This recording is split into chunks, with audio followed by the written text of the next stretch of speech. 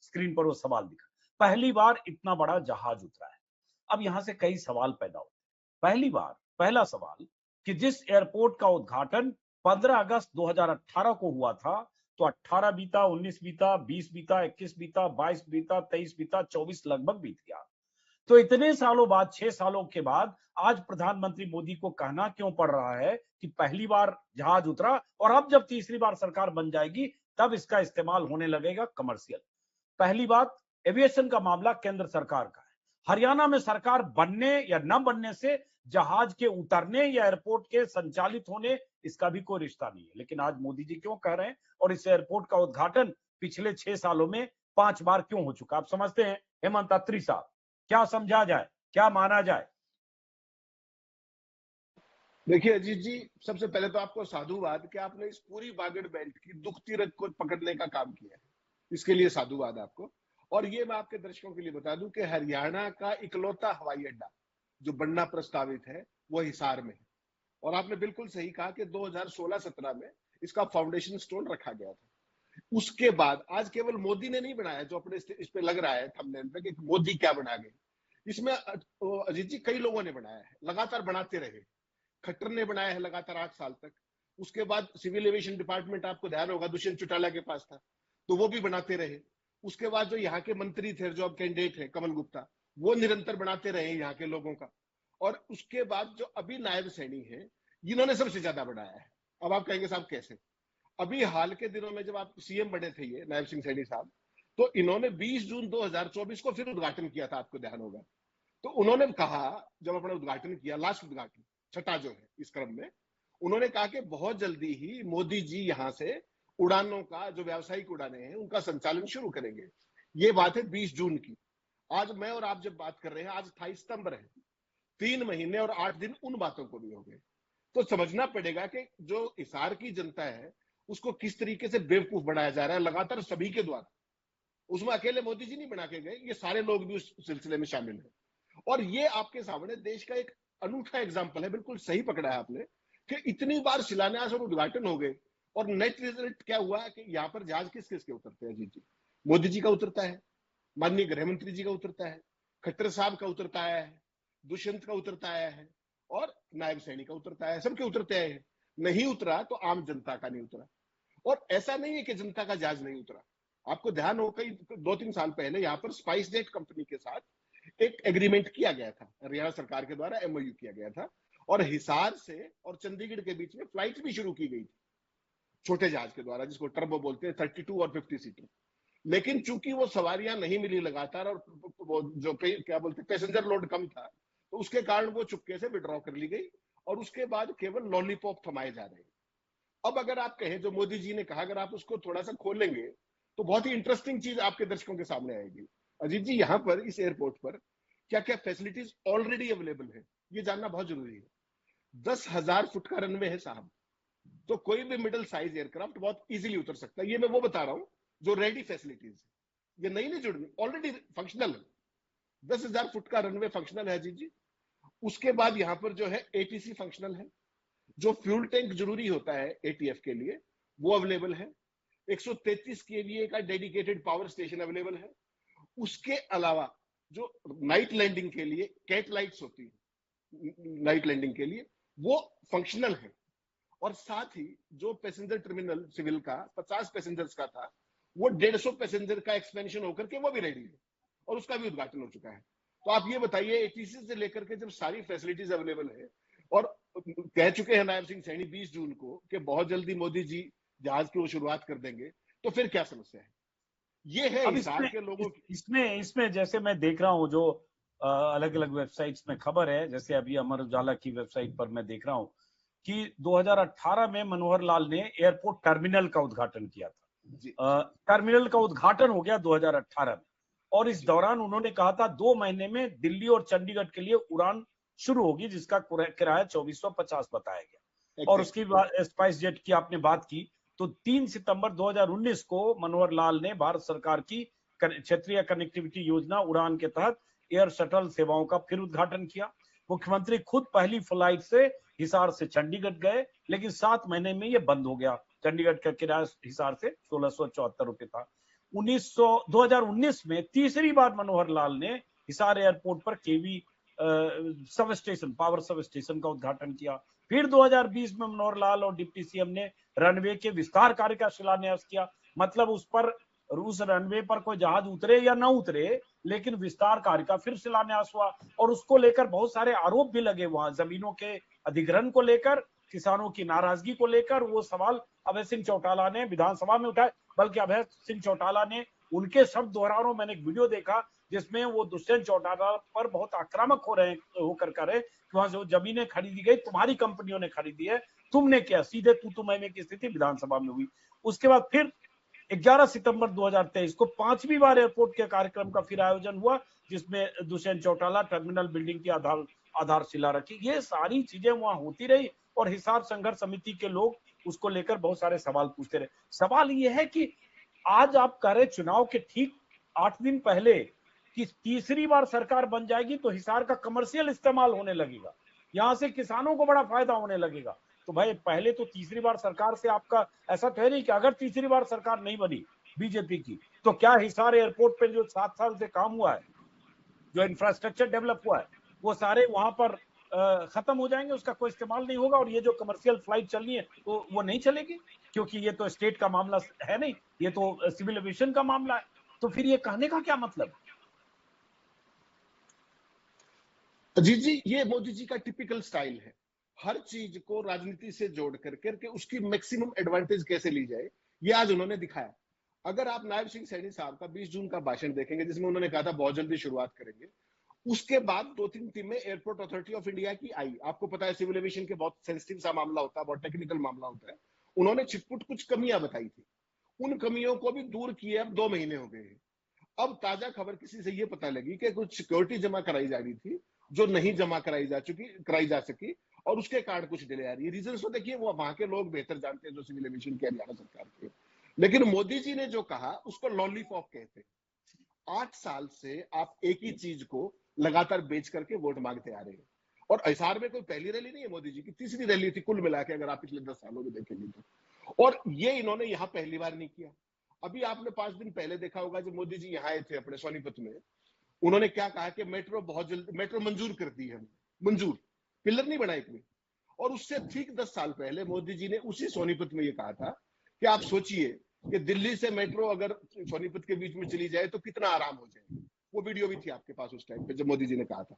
तो आप सर देखिए 10 साल में, आप 10 साल पहले आपने मुझे कहा कि साहब मेट्रो दिल्ली से सोनीपत की तरफ जुड़ जाए तो बहुत लाभ होगा, और 10 साल बाद आप मुझसे फिर वोट मांगने आ रहे हैं ये कह करके कि हमने मेट्रो की मंजूरी कर दी है, एक पिलर नहीं बना, कुछ नहीं बना, लेकिन फिर वही लॉलीपॉप थमा दी गई। अब मुझे ये बताइए, जो एयरपोर्ट ऑलरेडी रेडी है उसके उद्घाटन को लेकर के जो उसमें सरकार फंसी हुई है वो नहीं कर रहे, उसकी वायबिलिटी और फिजिबिलिटी का सवाल नहीं कर रहे। उसमें जो इन्वेस्टमेंट हुई है जो नागरिक सुविधाओं के लिए, आपको ध्यान होगा माधवराव ज्योतिरादित्य सिंधिया ने राज्यसभा में जवाब दिया कि 37 करोड़ 81 लाख रुपए सिविक एमिनिटीज के लिए इस एयरपोर्ट पे खर्च किए जा चुके हैं। तो सवाल अजीत जी एक और भी है, ये जो आप पॉलिटिकल राजनीतिक बयानबाजी है वो तो अपनी जगह, ये जो पब्लिक एक्सचेकर का पैसा है, is not it criminally wasted है? बार बार उद्घाटन पे क्या खर्चा नहीं होता है, बार बार फाउंडेशन पे खर्चा नहीं होता है, बार बार तब आप आयोजन करते हैं, और जो बेसिक पर्पज है कि जहाज उड़ने शुरू हो जाए वो नहीं उड़ रहे हैं, और वो चंद 4-5 लोगों के उड़ रहे हैं। यहाँ आपको पता है नवीन जिंदल, क्योंकि हिसार के रहने वाले हैं, मेंबर पार्लियामेंट है, वो बहुत रेगुलरली बाई एयर आते हैं अपने चार्टिंग से, तो वो आ सकते हैं, मनोहर लाल जी आ सकते हैं, मोदी जी आ सकते हैं बड़े बड़े जहाजों में, आम जनता नहीं आ सकती। तो ये तो बागड़ के चलिए, लोगों तो को एक तो ये सोचना मसला पड़ेगा। है जो मोदी जी कह के गए हैं कि अगर तीसरी बार सरकार बन गई, बना दीजिए तो हिसार में कमर्शियल फ्लाइट चलने लगेगी। एक तो जब ये लोग बोलते हैं ना कि यहाँ फ्लाइट चलने लगेगी, उससे किसानों को बड़ा फायदा होने लगेगा, बड़ा उनके सामान देश विदेश जाने लगेंगे, तो ये भी एक तरह से एक लॉलीपॉप ही है। ऐसा लगता है कि एयरपोर्ट बनते ही एक्सपोर्ट इंपोर्ट उस शहर से होने लगेगा, हिसार से। खैर, अभी तीसरी बार सरकार की बात, अब बात होती है कि जो वहां जैसे हिसार जो इलाका है, जहां हिसार में 7 सीटें हिसार जिले में, पिछली बार अगर देखेंगे 2019 में 3 सीटें बीजेपी जीती थी, 3 जेजेपी, 1 कांग्रेस। तो एक तरह से बीजेपी के लिए हिसार और आसपास के जो बेल्ट हैं, जिसमें सिरसा भी है, फतेहाबाद भी है, ये बहुत अहम है। इसलिए प्रधानमंत्री ने वहां से पूरे इलाके को आज एड्रेस किया, और ये बार बार पिछली 2 सभाओं को लेकर हुआ था हेमंत अत्री जी, चाहे कुरुक्षेत्र, चाहे गोहाना, कि प्रधानमंत्री की सभा में उस तरह से भीड़ नहीं थी जैसी भीड़ प्रधानमंत्री मोदी की सभाओं में होती रही है। उन्हीं की सभाओं की भीड़ के पैमाने पर वो उन दो सभाओं में भीड़ नहीं थी। आज मैंने देखा नहीं उस तरह से सभाओं की तस्वीर, मैं सिर्फ ये कुछ टुकड़े भाषण के मैंने ट्विटर पर देखे। तो आज क्या था वहां, कुछ जानकारी है हिसार में आपको? अजीत जी, स्पेसिफिक जानकारी ये है कि वहां पर 6 जोन के अंदर चेयर्स लगाई गई थी, 45 into 500 chair, meaning there by हर एक जोन के अंदर 2250 कुर्सी थी। और चूंकि 6 जोन थे, इसलिए वो कुल मिलाकर के कुर्सियां हुई 13,500। जैसा आपने उचित फरमाया, 21 कंस्टिट्युएंसी बागड़ की और 2 कंस्टिट्युएंसी जींद की, एक उचाना और एक नरवाड़ा, इन 23 की रैली थी आज। तो 23 कंस्टिट्युएंसी और 13,500 कुर्सियां, एक तो ये सिचुएशन है। लेकिन आपने एक चीज और ऑब्जर्व की होगी, मोदी जी ने, उनको पता था कि पिछली 2 रैलियों में जो हासिल हुआ है और जिस तरह का नेगेटिव कवरेज आया, चीजें एक्सपोज हुई, तो आज मोदी जी बड़े अद्भुत आदमी है, वो चीजों को बहुत बारीक नजर रखते हैं। आज उन्होंने अपने संबोधन के शुरू में ही कहा, आपके पास है वो क्लिप, जिसमें उन्होंने ये कहा कि मैं, हमारे जो स्थानीय आयोजक हैं, उन साथियों ने छोटा टेंट लगवाया और इसके कारण जितने लोग अंदर खड़े हैं उतने ही लोग गर्मी में बाहर पसीनों पसीन हो रखे, पसीनों में तरबतर हैं। उसके लिए और मैं उन्होंने माफी मांगी। उनसे क्षमा प्रार्थी हूं। तो इसका मतलब देखिए आप क्या है कि इससे पहले कि मैं और आप इस भीड़ को एनालाइज करें, मोदी जी ने उसको पहले ही एक कुशल वक्ता के तौर पर प्रीएम्प्ट कर दिया। तो सवाल केवल इतना है अजीत जी के, जो मोदी जी के, आपने बिल्कुल सही कहा, मोदी जी के जो स्टैंडर्ड्स रहेंगे, मेरे और आपके स्टैंडर्ड छोड़ दीजिए, हरियाणा की रैली के क्या स्टैंडर्ड है वो भी छोड़ दीजिए। मोदी जी की एक रैली आपको याद होगी 15 सितंबर 2013 की, जो रेवाड़ी में वो हुई थी। रेवाड़ी की बात आप लोग करते हैं, देखिए ठीक। वो टेक ऑफ हाँ। था। मैंने कल जी। किसी से कहा वो टेक ऑफ रैली थी, तो कोई जर्नलिस्ट थी, उन्होंने कहा अब लैंडिंग रैली है। नहीं, वो ठीक बात है। तो मैं जो कहना चाह रहा हूं आपको कि 13,500 सीटिंग कुर्सी की व्यवस्था थी, और मोदी जी की भी भाषा मान लीजिए, आप बिल्कुल सही कह रहे हो, उस पर कोई मीन मेक नहीं। उतने ही जितने लोग अंदर थे, अगर उतने ही लोग बाहर थे, तो अजीत जी 27,000 लोग हो गए, और 23 कंस्टिट्यूंसी। तो आप देख लीजिए पर कंस्टिट्यूंसी कितने लोग थे। तो ये मोदी जी का एक खास तरह का वो है तरीका कम्युनिकेशन का। लेकिन कुल मिलाकर के जिन पैमानों पर हरियाणा में प्रधानमंत्री की और बड़ी रैलियां होती रही हैं, उन पैमानों पर ये रैली मुझे लगता है थोड़ी सी हल्की और थी। लेकिन खट्टर, ये जो, मनोहर लाल जी खट्टर आज मंच पर खास तौर से थे। हालांकि जी ये खबर थी कि मनोहर लाल खट्टर को लेकर कुलदीप बिश्नोई नाराज है उनके बयानों को लेकर, और ये जो हिसार जिले में ही आदमपुर वो सीट है जहां से कुलदीप बिश्नोई के बेटे भव्य बिश्नोई चुनाव लड़ रहे हैं, उनका गढ़ भी है भजन लाल का। हालांकि आज बहुत ये मोदी जी का अंदाजे बयां है, उन्होंने आज भजन लाल का भी जिक्र किया, और बंसी लाल के लिए तो खास तौर से कहते हुए कि उनसे हमारे बड़े रिश्ते थे, और महर्षि दयानंद का कोई सूक्ति वाक्य बंसी लाल के हवाले से सुना दिया। ये हर जगह जाते हैं तो मोदी जी कहते हैं। अब मोदी जी सिर्फ ये नहीं कहते हैं, वो चाहे तो ये भी कह सकते हैं 80 साल पहले, 90 साल पहले कोई नेता थे, उनसे उनके व्यक्तिगत रिश्ते थे, कह सकते हैं। उम्र उनकी 75 होने, कई बार जब बायोलॉजिकल है ही नहीं, तो 100 साल के पहले के लोगों से भी संवाद आप कर सकते हैं, वो आपके समकालीन हो सकते हैं। लेकिन खट्टर साहब की मंच पर मौजूदगी और क्या कुछ हुआ, चूंकि मैंने देखा नहीं, अगर उसके बारे में आपको जानकारी। अजीत जी, बिल्कुल स्पेसिफिक जानकारी है, आपने सही कहा। पिछली 2 रैलियों में आप कुरुक्षेत्र की बात कर लीजिए और अपने क्या नाम है इनकी गोहाना की बात कर लीजिए, दोनों रैली में मनोहर लाल खट्टर दूर थे, रैलियों से उनका चित्र भी नहीं था, उनका जिक्र भी नहीं था। आज और तो आज देखिए जो, अगल बगल बैठे हैं नायब सिंह सैनी और खट्टर दोनों। जी जी, आज का जो घटनाक्रम है जी बहुत ही इंटरेस्टिंग है, बहुत ज्यादा इंटरेस्टिंग है। देखिए, सबसे पहले तो मनोहर लाल जी मंच पर कैसे पहुंचे, उसके लिए सबसे बड़ी बैकग्राउंड है आरएसएस के खास एक वर्ग द्वारा ये कहना कि साहब 9.5 साल तक मुख्यमंत्री रहे हैं, उनको आप इतना दूर मत कीजिए, वरना जो हरियाणा में 7-8% पंजाबी वोट है वो नाराज हो जाएगा। इस पृष्ठभूमि में मनोहर लाल को मंच पर लाया गया, जो कि 2 रैलियों से उनको गायब कर दिया गया था। उस पृष्ठभूमि में वो आए जी। यहाँ पर बड़ी इंटरेस्टिंग घटना है, क्योंकि मनोहर लाल जी ने पीछे जब आदमपुर गए थे तो भजन लाल के बारे में, उनके समय के भ्रष्टाचार के बारे में एक टिप्पणी कर दी थी, तो वो कुलदीप बिश्नोई नाराज हो गए, पूरे एरिया में विरोध विराट टाइप की चीज हुई। तो आज मनोहर लाल जी को जब संबोधन करने के लिए बुलाया गया मंच से, तो उन्होंने बोलने से मना कर दिया पहले, और उन्होंने ये कहा कि मेरा समय मोहनलाल बडोली जो प्रदेशाध्यक्ष है उनको दे दिया जाए। और ये बात मैं और अजीत जी नहीं कह रहे, इसकी सार्वजनिक घोषणा जो अपने पानीपत के जो एक्स एमपी थे करनाल के, जो स्टेज का संचालन कर रहे थे, उन्होंने मंच से घोषणा की कि मनोहर जी ने बोलने से इनकार कर दिया है, और उन्होंने कहा कि मेरा समय बडौली जी को दे दिया जाए। उसके कुछ देर बाद फिर से मनोहर लाल जी का नाम लिया गया कि आप आइए संबोधित कीजिए। आप समझ रहे हैं, पंजाबी बेल्ट और वो सारी चीजें, वो सब इसका मिक्स है। तो मनोहर लाल जी आए और मनोहर लाल जी ने पूरा संबोधन किया और कहा कि कांग्रेस पार्टी बड़ी वीक है, उन्होंने अलायंस की कोशिश की, उनके पास मुख्यमंत्री पद की उन्होंने घोषणा नहीं की प्रत्याशी की, जबकि हमने प्रत्याशी की घोषणा कर दी। ये कहा उन्होंने कोट एंड कोट। अब सवाल ये कि जिसको आपने प्रत्याशी, जो अभी मुख्यमंत्री है सिटिंग, और जिनको आगे बढ़ाने के लिए भी कहा है, क्या उनको कोई मुख्यमंत्री मान रहा है क्या? क्या उनको आपने स्टाफ भी चयन करने की अनुमति दी है क्या? वही मनोहर जी वाला स्टाफ चल रहा है, पहली बात। दूसरी बात, आपने देखा होगा अनिल विज साहब क्या कह रहे थे कि मैं मुख्यमंत्री पद का दावेदार हूं, जबकि होम मिनिस्टर घोषणा कर चुके ऑफिशियली। तब भी उनको अपना जो विधायक पद है, विधायक का चुनाव, वो लड़ने के जीतने के लाले पड़े हुए अनिल विज के। और आपने मोदी और शाह की बीजेपी में ऐसा नाम काम नहीं सुना होगा कि ऑफिशियल कैंडिडेट घोषित होने के बाद कोई दावा करे। तो उन्होंने किया, अनिल विज ने, एक बार नहीं कई बार किया। वही से ही कसर राव इंद्रजीत साहब ने पूरी कर दी। उनकी बेटी खुद की अटेली में फंसी हुई आरती राव चुनाव में, अभी तिकोना मुकाबला बताया गया वहां पे। उसके बाद राव इंद्रजीत साहब भी कह रहे हैं कि मैं भी मुख्यमंत्री पद का दावेदार हूं। ये बीजेपी में सामान्य नहीं है, मौजूदा बीजेपी में। तो मनोहर जी ने जो कुछ कहा और उसके जो मायने गए, वो भी लोग देख रहे थे। तो मनोहर जी का आना अपने आप में काफी इंटरेस्टिंग था, बोलने से इनकार करना भी काफी इंटरेस्टिंग था। और मोदी जी ने तो कमाल ही कर दिया। अजीत जी, मोदी जी ने संबोधन शुरू किया टिपिकल हरियाणवी भाषा में, ताऊ राम राम चाचा, भाइयों राम राम, नौजवान साथियों। और उन्होंने मंच पर बैठे किसी भी नेता का नाम नहीं लिया संबोधन में, एक का भी। और जब मोदी जी आए, उनको रिसीव किया नीचे स्टेज के पास, वहां भी मनोहर लाल खट्टर नहीं थे, वहां नायब सैनी ने रिसीव किया। और जब मोदी जी वापस गए, तब उनको सी ऑफ भी नायब सैनी नहीं किया, यानी कि मनोहर लाल ने ना उनको रिसीव किया, जबकि मनोहर लाल जी लेकिन सेंटर लेकिन के। लेकिन देखिए, इसमें क्या, जब कुछ ऐसा बिटवीन द लाइंस हम पढ़ने की कोशिश नहीं कर रहे भाई। प्रोटोकॉल है, चीफ मिनिस्टर ने रिसीव किया, चीफ मिनिस्टर ने उनको विदा किया, सी ऑफ किया। अजीत जी, अजीत जी, वो उनकी टीम के सदस्य हैं और किसी के लिए नहीं कह सकते मैं और आप। लेकिन मनोहर लाल जी यूनियन कैबिनेट में 8वें नंबर के मंत्री हैं।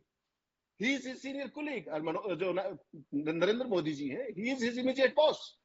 तो कोई प्रोटोकॉल ये नहीं कहेगा कि वो रिसीव नहीं करेंगे जब वहां पर है। तो एयरपोर्ट में भी रिसीव करना चाहिए एज पर प्रोटोकॉल, क्योंकि यूनियन मिनिस्टर स्टेट को रिप्रेजेंट करते हैं और बहुत सीनियर यूनियन मिनिस्टर 8वें नंबर के। तो मंच पर उनका किसी का भी नाम नहीं लिया मोदी जी ने। तो मोदी जी ने टेक्टिकली आज भी अपने ही अंदाज में कहीं ना कहीं नाम को अवॉइड करने के लिए सीधा संबोधन शुरू कर दिया। ना बडोली का नाम लिया, ना नायब सिंह सैनी का नाम लिया। हाँ, आपने इंटरेस्टिंग बात कही कि वो अपना कनेक्ट जरूर बनाते हैं, देवीलाल जी के साथ संबंध बताए। एक छोटी सी बात आपके दर्शकों के लिए बता दूं, यही मनोहर लाल जी और मोदी जी थे। मोदी जी जो थे वो हरियाणा के प्रभारी थे, आपको ध्यान होगा 99 में।